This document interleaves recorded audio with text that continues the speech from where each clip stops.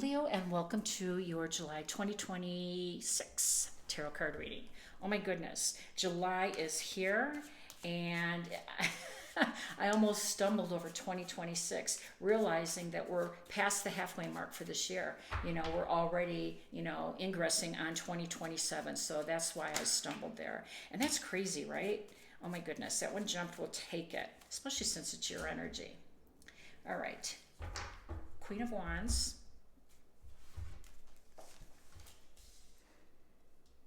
Six of Cups, the High Priestess, and the Lovers.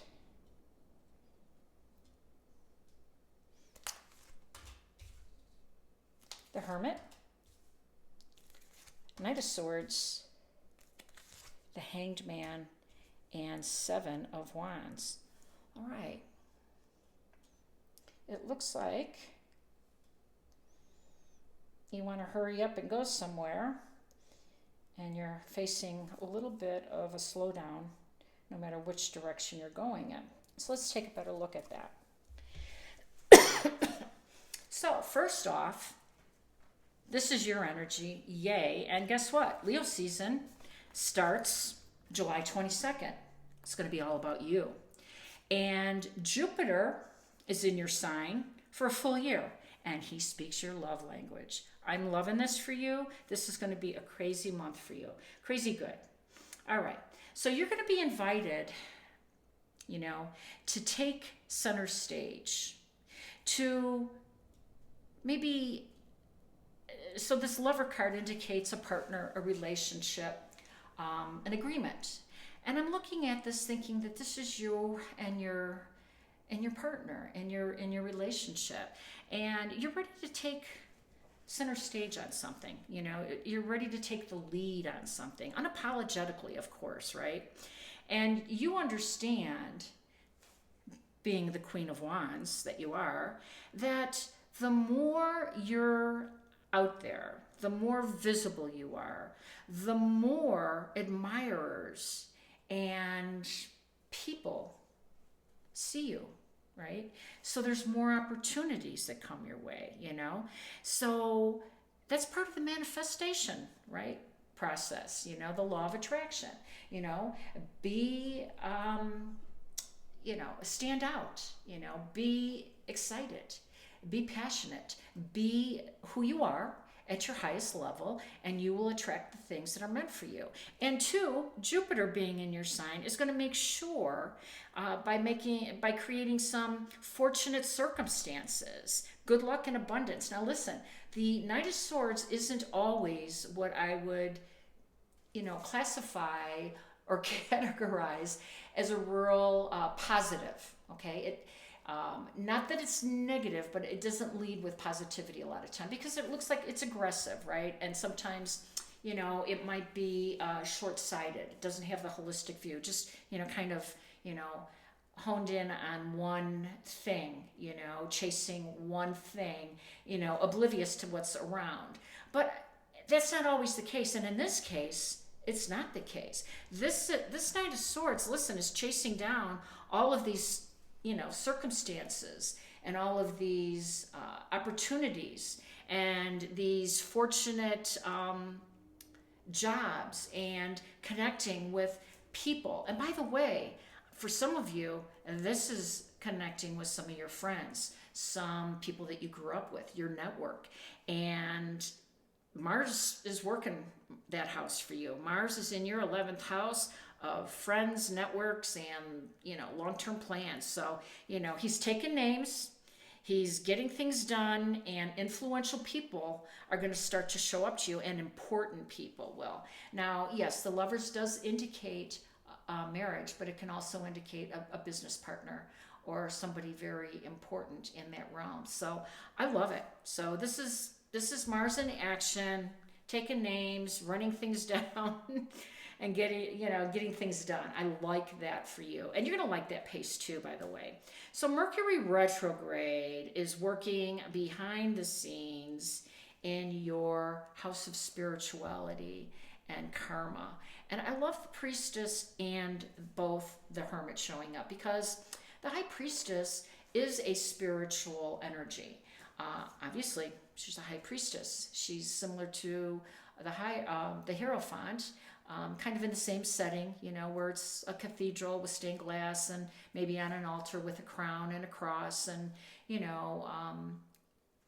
scriptures or Bible or whatever, in her lap. And I think that this spiritual vibe that's going to be there for you, and you have no choice, because that's where Mercury retrograde is. She's dragging you back there, and she's not going to go direct until the 23rd, but there's something for you to learn there. And I think too that having the Hermit there is going to be a relief, because remember what this 12th house is. The 12th house is about secrets. It's about exposing energy or enemies.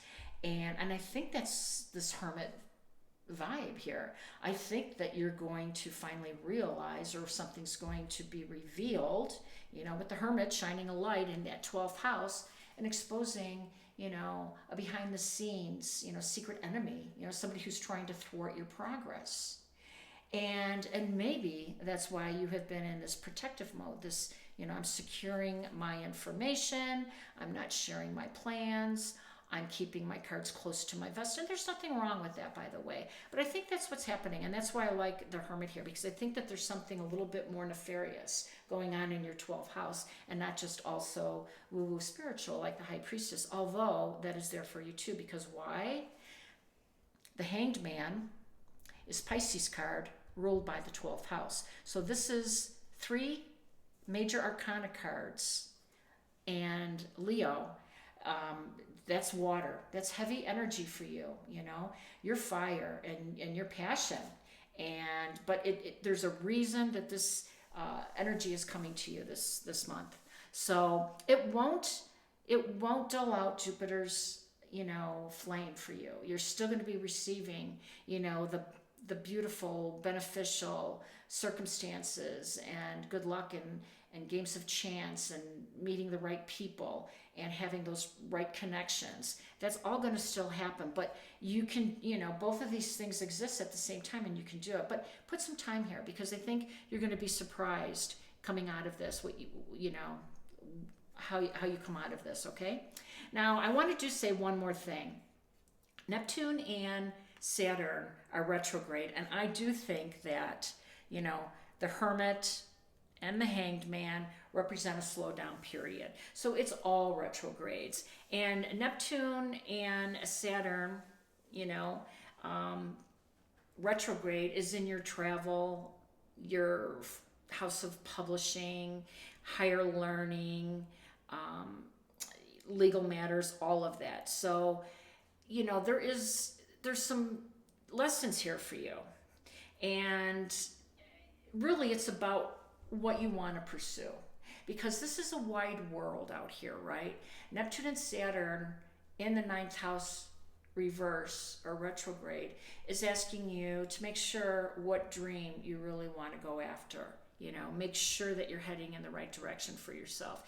And Saturn, makes us aware of our age. He's in charge of this, and he's going to expect some maturity from you. And so don't be surprised if a dream of yours no longer holds that same excitement, and retrogrades, by the way, give us permission to course correct, to let things go that we're growing out of.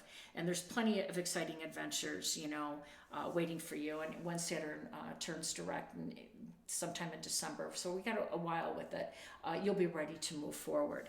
And that's it. That's what we have. So let's see if I can get another message from Oracle before we close out this reading.